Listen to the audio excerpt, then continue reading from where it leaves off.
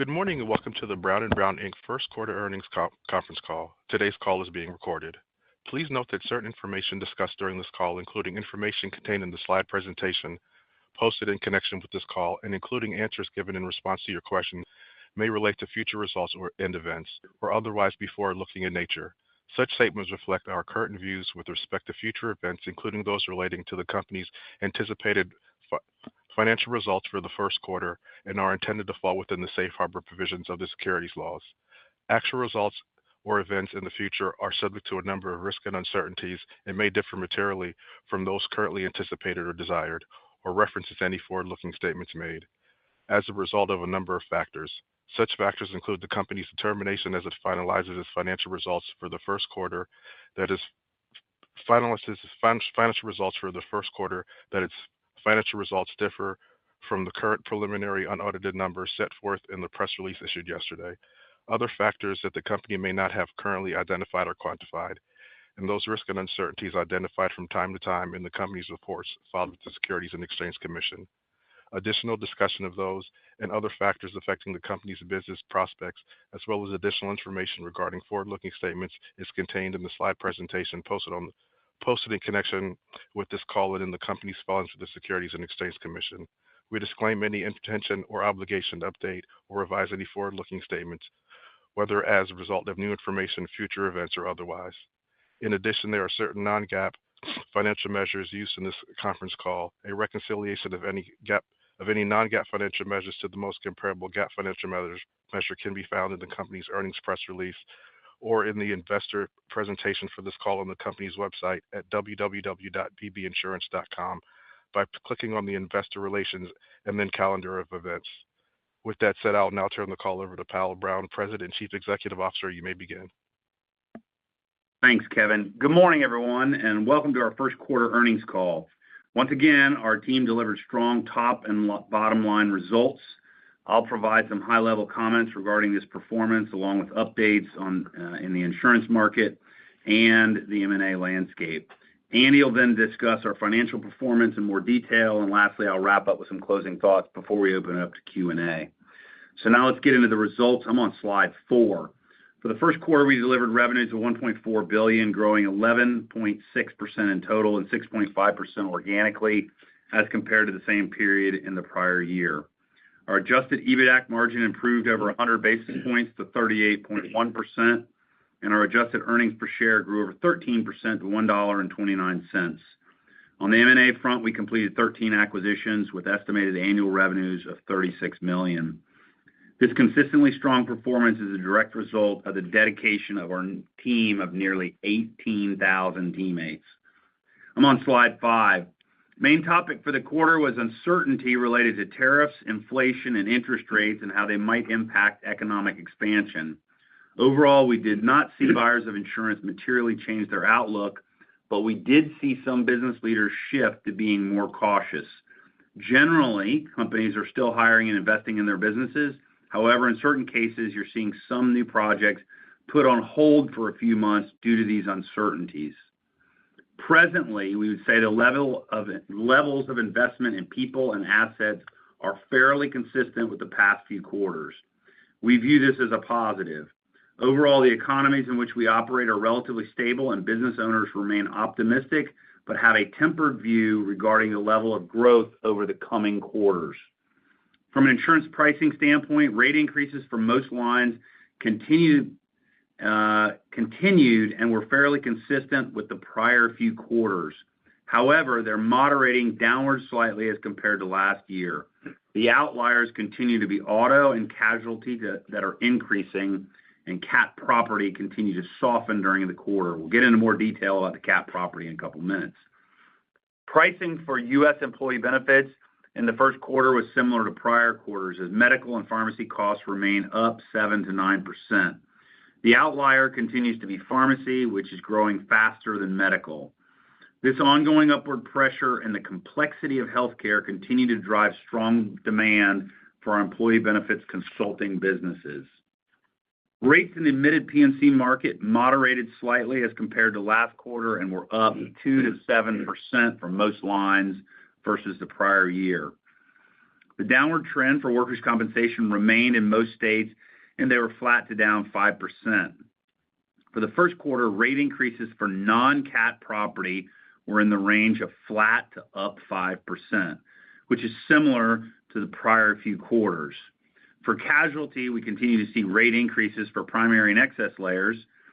Consistent with the last few quarters, rates for excess casualty increased in the range of 5 to 10%. Placing higher limits or layers continues to be very challenging, both from a pricing perspective and the availability of limits. For professional liability, rates were flat to up 5% as compared to last year. Shifting to the E&S property market, as we entered the first quarter, we anticipated rates for cat property would decline 10 to 20%. With the availability of capital, rates during the quarter declined a bit faster and were down 10 to 25%, and we saw outliers based on the quality of construction, claims experience, and new versus renewal business. In some cases, rates were down in excess of 25%. With the decline in rates, some buyers chose to increase their limits or modify deductibles, while others realized the savings. These savings also enabled some companies to increase their limits on other lines of coverage. As we've mentioned in the past, buyers will manage their overall insurance spend and focus on the combination of rates, limits, and deductibles. On the M&A front, we had another good quarter and acquired 13 great companies with $36 million of annual revenue. From an overall market perspective, competition for high-quality businesses remain. Let's go to slide 6 and transition to the performance of our three segments. Retail delivered 4.1% organic growth, which was in line with our expectations and was driven by good performance in all lines of business.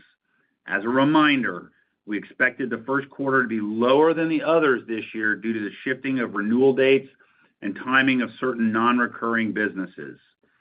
Programs delivered another good quarter with organic growth of 13.6%. This performance was driven by a number of our programs with good new business, retention, and exposure unit expansion, as well as claims revenue associated with the 24 hurricanes. Our cat programs, or cat property programs, grew for the quarter slightly, even with the impact from rate decreases. Wholesale brokerage had a strong quarter with organic revenue growth of 6.7%. This performance was driven by growth across all lines through a combination of net new business and exposure unit increases, with the growth partially offset by the continued downward pressure on open brokerage cat property rates.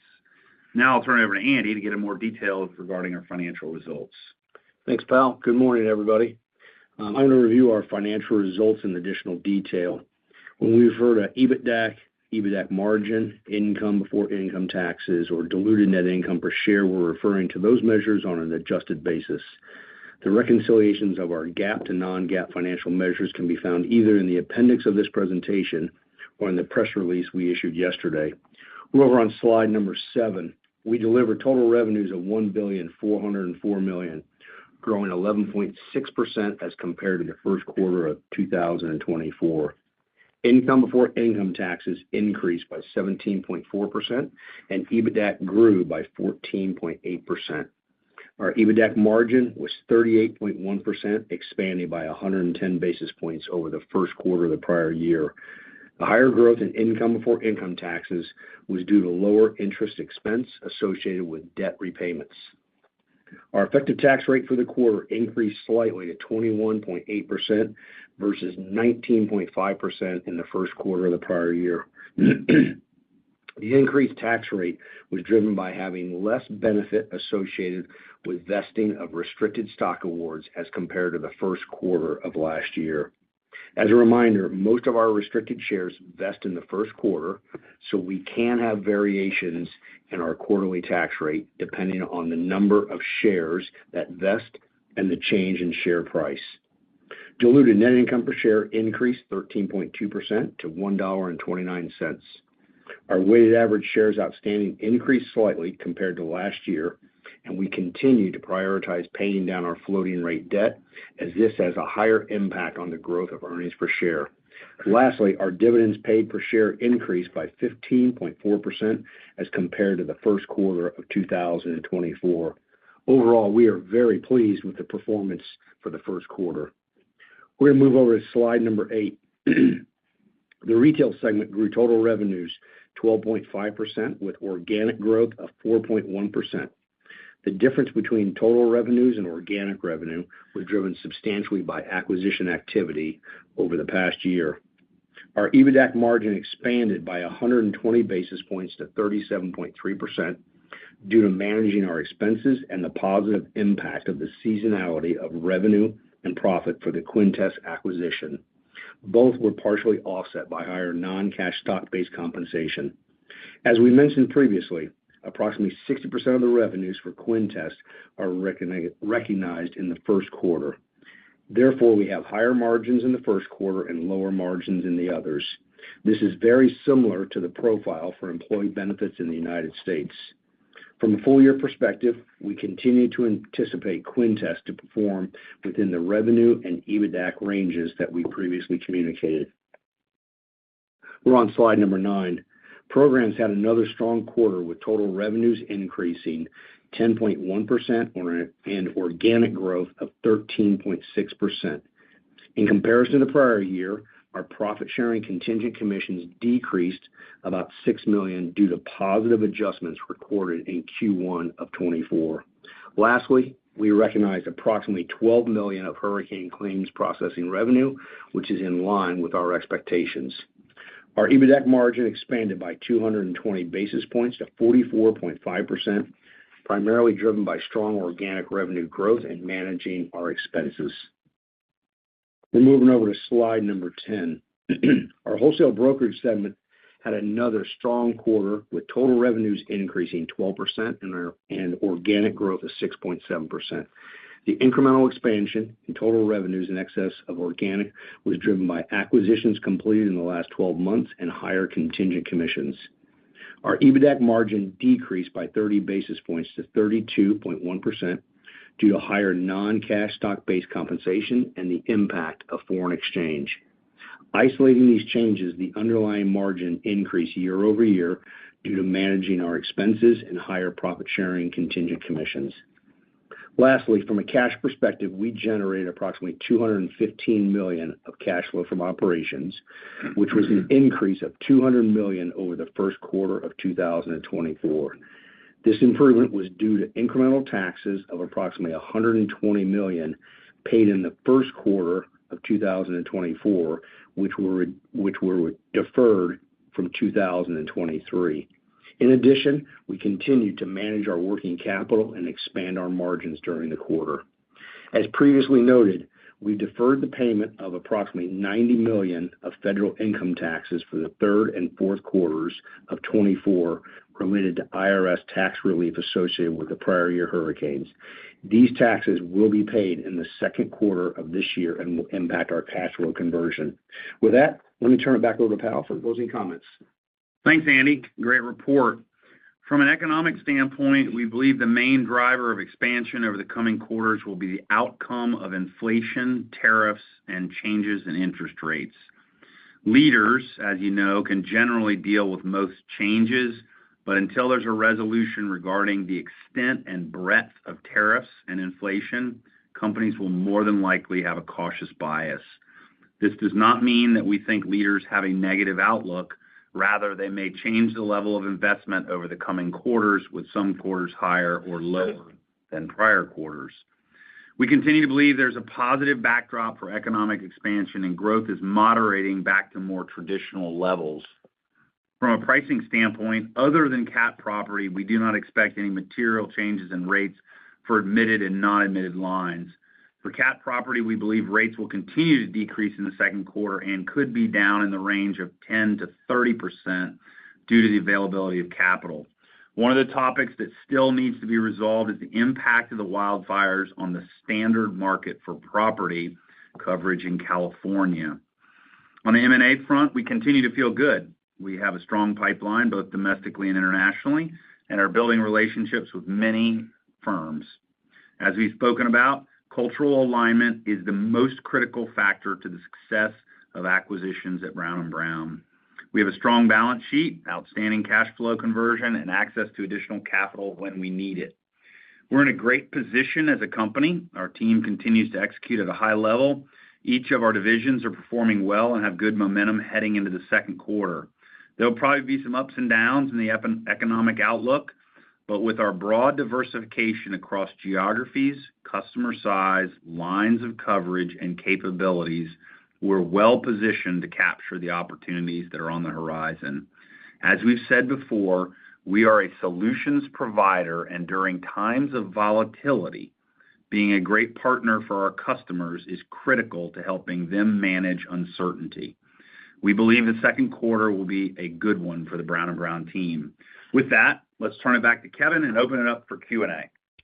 Thank you. Ladies and gentlemen, if you have a question or a comment at this time, please press star 11 on your telephone. If your question has been answered or you wish to remove yourself from the queue, please press star 11 again. And we also ask that you limit yourself to one question, but feel free to jump back in the queue for any follow-ups. We will pause for a moment while we compile our Q&A roster.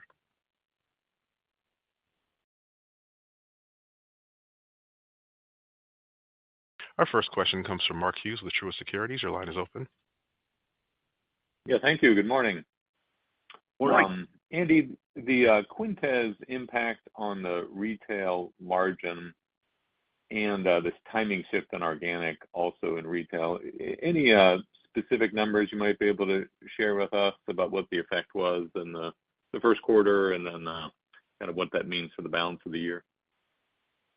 Morning, Mark.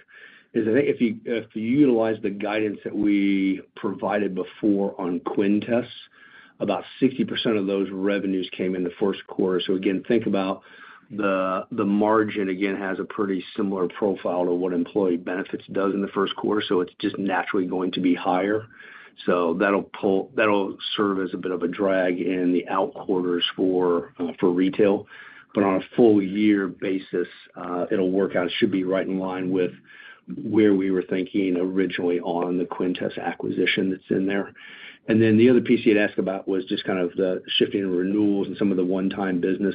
As we mentioned before, we anticipated that the first quarter would be about 1% below the other quarters. The first quarter for retail was pretty much right on exactly what we thought it was going to be. So we continue to have good confidence in the out quarters for the year, kind of tied back to the comments that we made earlier about just economic backdrop and where buyers are right now. So feel real good about the business. Very good. And then what do you anticipate for earned premium in the captives this year? It will probably be up a little bit over last year on it, Mark. The piece is, I think you picked up on it in your research notes, and we talked about this in a couple previous calls, is we're writing up to a specific amount of premium, and that's our way of capitating the risk profile inside of them. And we pretty much hit that in the first quarter. We've been kind of climbing that over the past few years. So we would not anticipate much incremental organic growth in the following quarters in the captives. Now, that might move around a little bit depending upon what happens with cat property pricing back and forth, but wouldn't anticipate anything material plus or minus versus last year, second through the fourth quarter. I appreciate it. Thank you. Okay, great. Thank you. One moment for our next question. Our next question comes from Mike Zaremski with BMO. Your line is open. Hey, morning. Thanks. Thanks for all the color on kind of property rates and especially cat exposed, and there's plenty of capacity there. I guess just it looks like if we try to dissect some of the program's organic growth, there does seem to be a downwards impact, which could be coming from cat property pricing being down. Is it as we think about the rest of the year, or just is it fair to kind of put in a bit of headwind from downwards property pricing? especially I think Brown is a bit overweight Florida versus peers. Yeah. Good morning, Mike. It's Andy here. Let's see if we can kind of put this into a few buckets because we wouldn't want anybody to think that the downward trend is all associated with cat property. That would not be a good or a proper conclusion. Remember the things that we've talked about over kind of the past year that's helped fuel the growth in programs.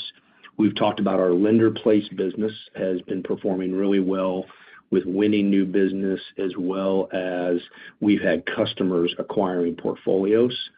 And we've had outstanding growth over the past few years. Still expecting good growth this year, but not probably at the same level. Mark asked earlier about the captives, and so I think we've mentioned there again that has helped fuel organic growth. That will start to level itself out in 25 for the business. And then, cat property is a component. It did grow during the quarter for us. Not at the same levels that we've seen over the past few years, but we did still have good growth in there through the submissions and everything that we've received in the business. And then the other piece to keep in mind in the back end of the year is we're not sure what's going to happen with the hurricane season.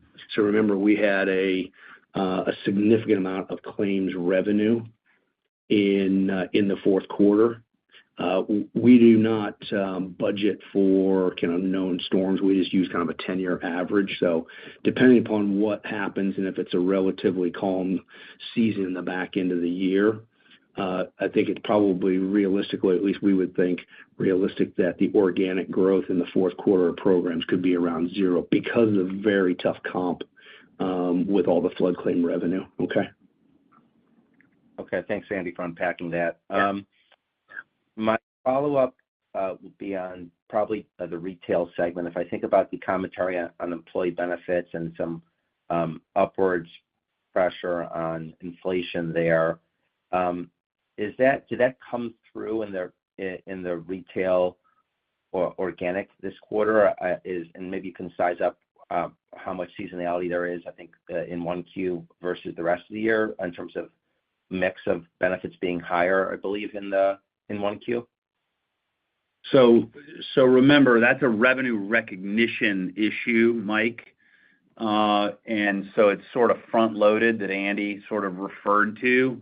So when I say that, that makes the assumption if, your thought process that all of those accounts are either on commission, not a per head per month or a fee. So most of our business is on commission, but I just want to clarify that in some of the smaller business or fully insured, there's going to be on a per head per month that we get paid. And on our larger business, many times those are on fees. As it relates to the organic growth in retail, we were very pleased with the organic growth in retail, particularly in light of what we said at the end of Q4 and in our remarks about some shifting of some things and some non-recurring revenue. So, and we anticipate it to be a little bit higher later in the year. And so we felt good about it and continue to feel good about it. Okay. Thank you. Okay, thank you. One moment for our next question. Our next question comes from Gregory Peters with Raymond James. Your line is open. Well, good morning, everyone. Powell, in your closing comments, you talked about growth returning to a more normal level. And I'm reminded of a comment you used to make about the impact or weighting of economic growth versus the impact from rate increases. And I think in the last couple of years, you seem to, and I don't want to put words in your mouth, but you seem to indicate that you were getting a little bit heavier weighting from rate increases versus economic versus the traditional averages. Maybe you can update us because, in the slide presentation, there's a couple slides there where you talk about property cat being down, affecting, having an offset on organic. And you talk about the other rate environment. So it's just, can you provide us some updated perspective on how you're thinking about that? Sure. Good morning, Greg. So first of all, what Greg is referring to is historically, I would say that our business is 2/3 to 3/4 exposure unit, and the remaining would be rate. That's how I've always sort of said that. And we've alluded to the fact that with a transition, particularly in cat property, but it could be in some heavy casualty lines into unusual umbrellas and other things, it has gone up or had a little bit higher impact on rate in the growth. So that's the first thing. The second thing that I'd like to sort of clarify for everybody is I find it very interesting how you all are sort of surprised by the rate decreases in cat property. I would have said I thought this was going to happen a year ago. And so cat property historically goes up faster than you anticipate, and it comes down faster than you anticipate. And so it's all about the availability of limits out there, whether it be through a traditional insurance company or through a MGA or some combination thereof. So I think from a standpoint of our retail business, but it affects the whole business, we are writing a lot of new business, Greg. And our goal is to get the best program, that's the most competitive program with the most comprehensive price, comprehensive coverage for our customers. And so today, I do believe that if you believe what I just said, which I do, is that it would go back more closer to the 2/3, 1/3, or 3/4, 1/4. But I usually use 2/3, 1/3. And again, as I said, I believe that if you talk to people, just the person on the street, they have a little bit more negative view of the economy than people that run and own businesses. I believe that depending on the industry that you're in, depending on your supply chain, some of these other things, your view is slightly different and maybe more moderated. So we feel good about retail, and as I said, that's a long-winded answer on 2/3, 1/3. Hey, Greg, the other thing to keep in mind, and we've mentioned this a bunch over the past few years, is our diversification. And again, if you go way back in history, yes, we were probably much more weighted to Florida and potentially cat property. But with the industries that we serve, the lines of coverage, geographies across the business, the cat property, can have a movement maybe on offices in certain locations, but the ability to have a material impact on our numbers across the board is much less than what it was years ago. And that's all been done with kind of purpose for the strategy on how we diversify the organization. Great. The moderator's instructions said one question, but everyone seems to be asking a follow-up. So I just slip in my follow-up, which would be, can you talk about the outlook for the flood business? The federal government, it's a federal government program, and FEMA. It's unclear. It sits inside of FEMA, so it's unclear what's going to happen with the flood program. And I'm just curious about your perspectives, given all the changing dynamics happening in Washington, D.C. So, Greg, let's look at a historical perspective of flood and then put that kind of an overlay the current environment. So as you probably know, the flood program has not been reauthorized for an extended period of time, meaning something like a 5-year traditional reauthorization or something in a long time. So basically, they have been reauthorizing for shorter periods of time because they can't get the full reauthorization through. And so I use that as a backdrop to say this.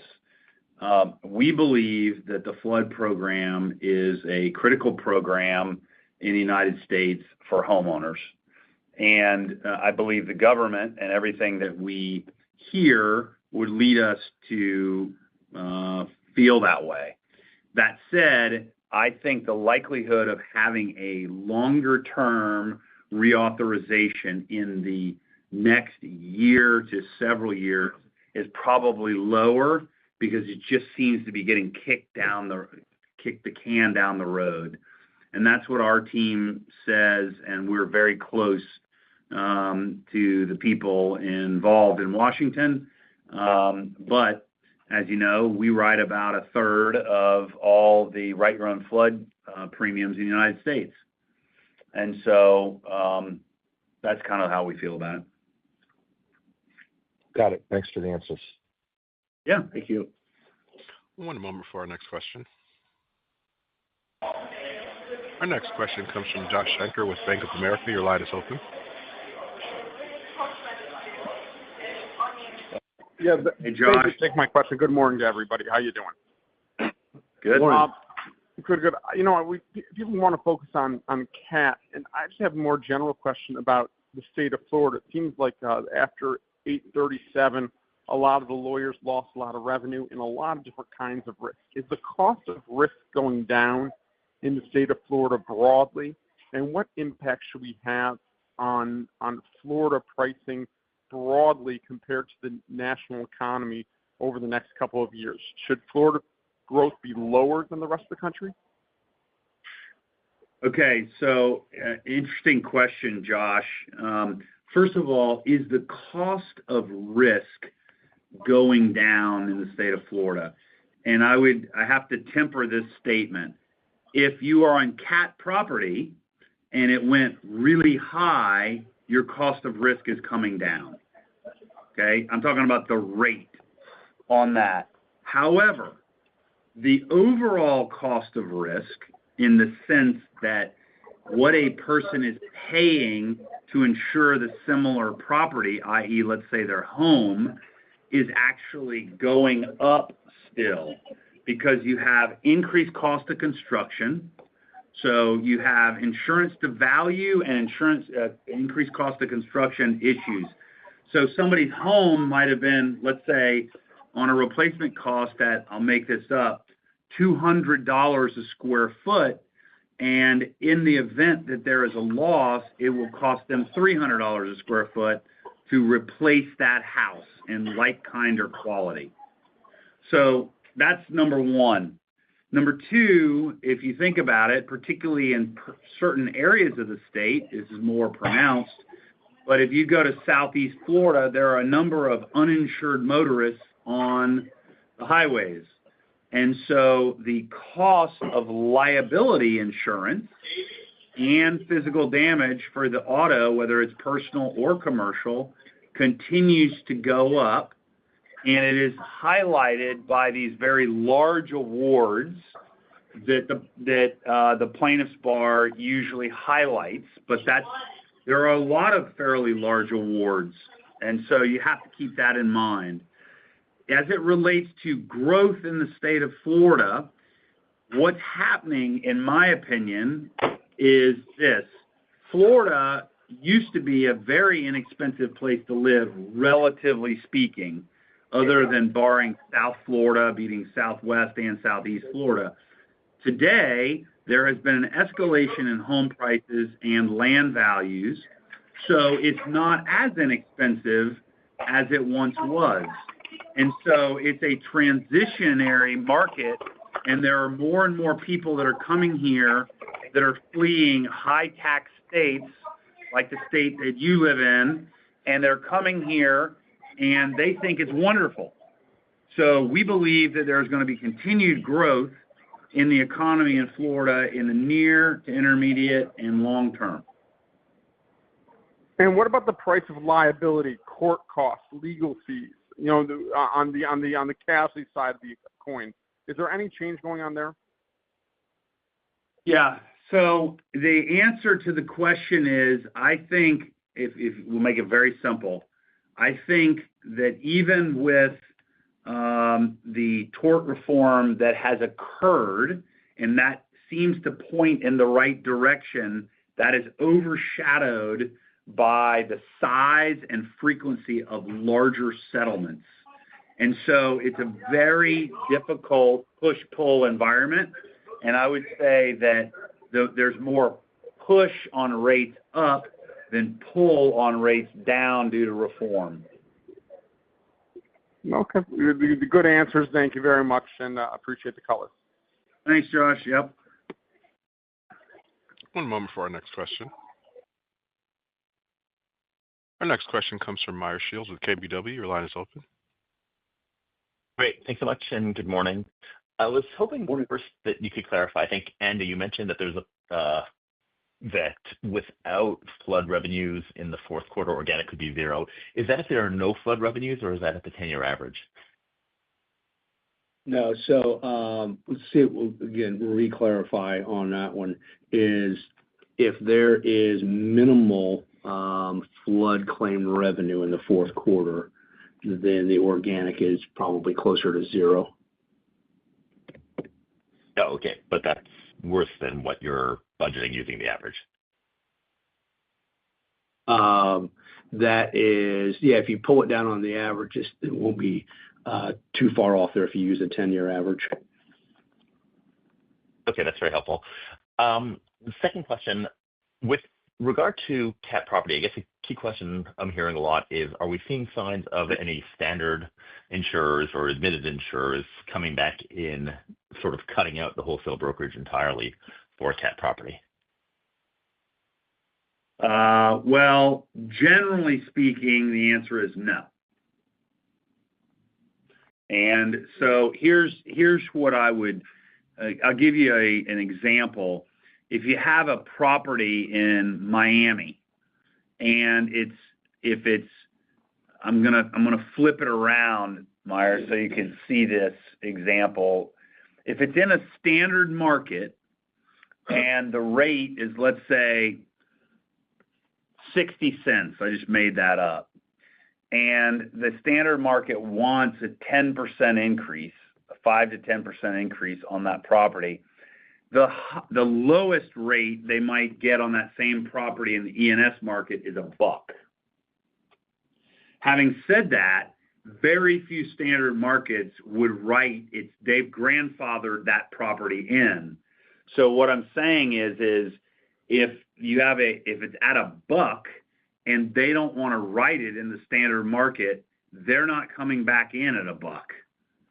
So there's some old grandfathered standard market business that permeates in Southeast Florida in particular. That's not exclusively, it could be other places. But the answer is no, we're not seeing that right yet. Okay, that's very helpful. Thank you so much. Mm-hmm. One moment for our next question. Our next question comes from Andrew Anderson with Jefferies. Your line is open. Hi, everybody. Good morning. This is Charlie on for Andrew. I just have one question, and it was on lender-placed business, which I know you guys touched on a little bit earlier in the call, but was there any incremental either benefit or headwind from lender-placed insurance in 1Q25 within programs? I think previously you guys may have mentioned that there was going to be like more of a return to a regular seasonal cadence there, but I guess any color would be helpful. Hi, good morning, Charlie. It's Andy here. No, there's no headwinds year over year to the business. It just didn't grow at the same pace that it did a year ago. And just we want to make sure we clarify the growth that we're seeing in the business is due to us winning new accounts or customers buying portfolios. The actual lender-placed ratio is not materially changing, which that's always, to us, a good indicator to the health of the economy. That means people are still in a good financial position, that they're able to pay their insurance. So just want to make sure that we clarified that. Okay. Yeah. And then I guess just on the seasonality there, just no material changes, I guess it sounds like. Nah, that business doesn't really have a seasonality to it, Charlie, just because they're, again, it primarily is placing coverage on homeowners, and that's just kind of throughout the entire year. Where you'll get different seasonality is when we bring on a new account is, you'll have a bump of multiple months of revenue through a transition when you've got to get letters back out to the homeowners. So that's the only thing that really causes, I wouldn't call that seasonality. That's just you're onboarding a new account. You'll pick up an extra 2 or 3 months of revenue, and then when you make a lap, you lose it on comparability. But that's just kind of how the business works in there. Okay. Got it. Well, appreciate the color. Thanks, guys. Yeah, thank you. One moment for our next question. Our next question comes from Brian Meredith with UBS. Your line is open. Yeah, thanks. A couple more for you. First one, I know there's some legislation actually in Florida trying to turn back some of the reforms that happened. I'm not sure if you got any updates on where that is, and do you think that may reverse the course of kind of the pricing pressure that we're seeing right now? The answer to the question is, we know that there is not a lot of interest in the state Senate or in the governor's office to have proposed legislation as written implemented. Good. That's helpful. Thanks.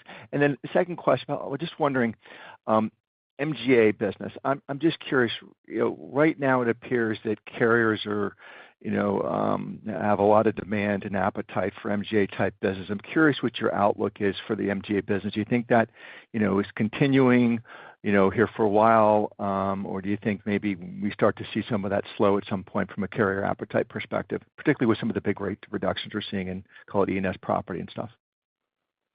Yeah, so I think let's back up, Brad, and talk about why there is that interest in the MGA business. I think it's a combination of things. Number one, the carriers believe it's a way for them to get large chunks of premium, potentially, if someone moves a program to them. So there's an appeal of that in terms of trying to grow their business. That's number one. Number two, the quality of the underwriting in a number of the MGAs is quite good. And so the days, if you go back 15 years ago, the carriers viewed the underwriting or MGA space as a little bit like the Wild West. And they were cowboys and maybe not as detailed, or the data was not as good. And today, the carriers don't support cowboys. They actually cut them off. And so, you have to have a system, a process that works. You've got to show good results over time. It's more of a true partnership. So do I think there will be a decreased interest in MGAs from carriers in the near to intermediate term? No, I think it would be the contrary. As it relates to pressure on rates, depending on the line of business, I think that they will mirror the market, and in some instances be more pronounced than the market. And it just depends, because if you've got a casualty program for liability on law enforcement officials, that could have upward pressure versus cat property versus an automobile program versus a contractor program. So it's very program specific. And as it relates to us, we feel really good about our MGA, MGU business because it's so diversified. And Very helpful. people recognize. Go ahead. Sorry, Brad. No, that was good. That would keep going. Sorry. No, I mean, I just think the carriers recognize quality, and they want to associate with people that can actually bring them quality business and have an appropriate partnership over a long period of time. Makes sense. Thank you. Thanks, Brian. Thank Sorry. you. One moment for our next question. Our next question comes from Elyse Greenspan with Wells Fargo. Your line is open. Hi, thanks. Good morning. My first question is just on the margin outlook. I know last quarter, you guys said you were looking for, margins to be roughly flat in 25 versus 24. I was just hoping you can comment, how Q1 shook out, relative to expectations. I know there were some pushes and pulls with the segments, the Quinta seasonality, et cetera, and what's your, current view, for your full year margin and how that might have changed over the last 3 months. So good morning, Elyse. And it hasn't changed. It's exactly what we described in the Q4 call. It would be a little bit higher in Q1, which met our expectations. And you have the expense, more loaded in Q2, 3, and 4 in Quinta as an example. But we don't have a modification. And quite honestly, we are very pleased with our margin. And so, we feel good about it. And I hope you do, actually. Yes, thanks. And then my second question is on just retail, right? You guys had guided to the Q1 being about 1% lower than the full year, which, based on the prepared commentary, it sounds like it was in line with expectations. Obviously, as you pointed out, there's just some uncertainty with tariffs, et cetera, right now. Just based on, how you see, everything developing, it sounds like you guys still think, right, the full year could be, around 5%, maybe a little bit above, given what you had highlighted with the Q1. I was hoping you could just, expand upon that as well, Powell. Okay, Elyse. So let's go back to, we're very consistent at Brown & Brown. You may not like the consistency, but we're consistent, and we say it's a low to mid-single digit organic growth business.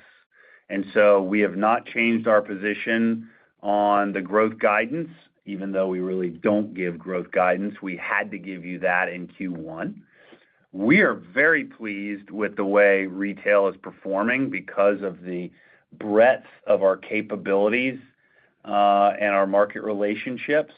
And I find it interesting, Elyse, if I may take a moment, that there are some people out there that thought 6.5% organic growth was not that good a quarter. And I'm surprised because we think it's a good quarter. And if you think about historically, what people are saying is there is a movement back to more traditional organic growth levels.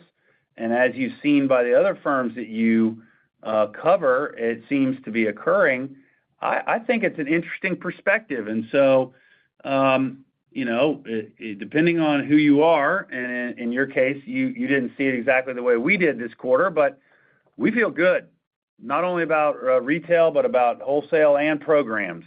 And we also feel good about the rest of the year. Yeah, Elyse, if you would, this morning, it's Andy here. If you go back to our prepared comments, the thing that we said inside of there is we're not seeing the buyers of insurance materially change their level of investments at this stage. Doesn't mean that things can't go positive or negative on that one, but we still feel good with the backdrop right now and continue, honestly, from where we were 3 months ago to now, we're not materially changing our outlook. Yeah. Okay, that's helpful. Thanks both. Yeah. Thanks. Oh, thank you. Thank you both. Okay. One moment for our next question. Our next question comes from Mark Hughes with Truist Securities. Your line is open. Yeah, thanks. Just a couple quick ones on property. I think your non-cat property pricing description was flat up 5%. I think that's pretty consistent with 4Q. Do you think is non-cat property at a pretty good equilibrium? Do you think it stays at this level? I think, Mark, that's hard to tell right now. And the reason I say that is, although there's not as much chaos in that segment right now, that assumes that we have maybe a light hurricane season. If we have a active hurricane season where there's landfall and significant damage, I do believe that that definitely impacts standard market pricing. The other thing is, let's not lose sight of there are other areas that are dealing with things that maybe we don't talk as much about, i.e. hailstorms and tornadoes in places where deductibles are changing very significantly. And just, I know it's obvious, but the wildfire exposure and just fires in general. And so you have all these dynamics that are going on at once. And so the long-winded answer of saying, hard to say. I think it's probably pretty good right now, but we're going to wait and see relative to the storms this year. And those are across all segments, wind, hail, tornadoes, fire, etc. Very good. And then on the cat property, in your experience, you talked about how it runs up and then it runs back down. Would it usually be kind of one and done? You get that down 30 or what have you, and that tends to stabilize? Or do you think that's a multi-year process? You get a decrease this year, and then maybe it decreases next year as well. What would your experience say? So let's back up and say that this particular period of time has been different than in the past. So historically, I would think that it would go up for 1 or 2 years and then come down for 1 or 2 years or a little more, and then it would sort of kind of do its thing. In this case, we went up for an extended period of time. Let's say it was 5 years, and the pricing, as you know, typically is never exactly perfect. So those cat prices, if you looked at them, actuarially are probably a little higher, in some cases than they should be. And as a result, there's going to be downward pressure this year. And then the question is, what happens if there's a storm or not? If there is not an active storm season, we will see additional pressure next year. If there is a storm, then that changes that statement. But I don't believe that it will go down as rapidly for as many years as it has gone up. That is an important distinction because there is some level of discipline. I just don't know where that floor is.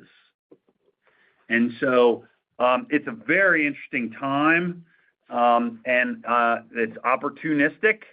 And once again, it depends on the hurricane season, which, by the way, starts in just over a month. Very helpful. Thank you. Thanks, Mark. We're going to have 2 more questions, if we can. One moment. Our next question comes from Alex Scott with Barclays. Your line is open.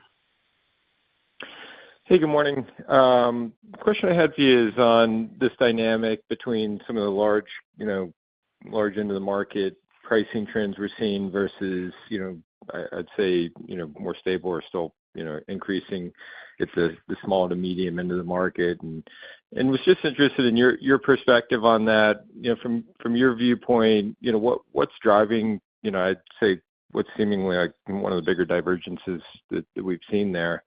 And, how would you characterize Brown's sort of exposure to those, trends over the next couple of years if they persist? Okay, so we, as I like to describe our firm, we are a truly middle and upper middle market business. That is the vast majority. We have a good SME book, and we do have some very large accounts too. And we're very strategic about how we work with those customers. So, Alex, what I think you're referring to is this. Let's paint the backdrop. Number one, the most competitive environment on a rate standpoint per unit typically is in the largest accounts.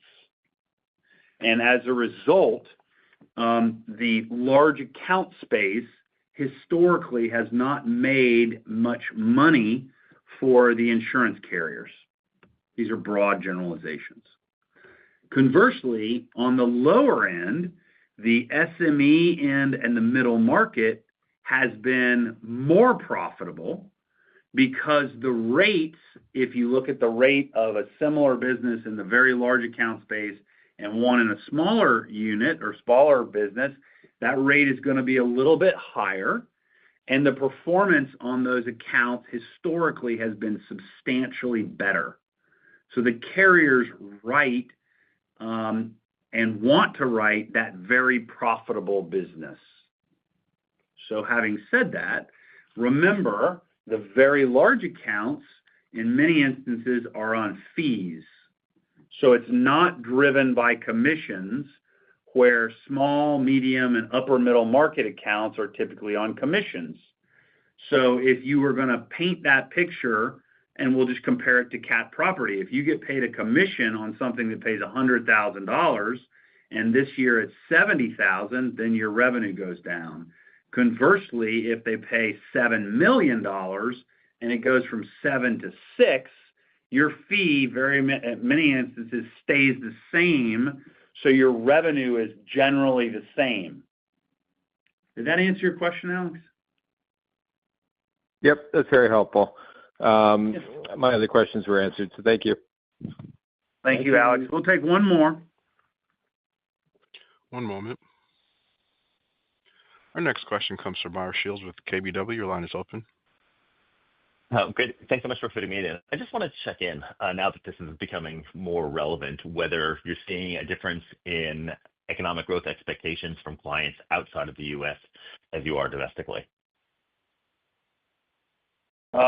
I think there's more questions about growth overseas than we find here in the United States. That's a very broad statement, but I think it would be moderated slightly, and I think it depends on where you are.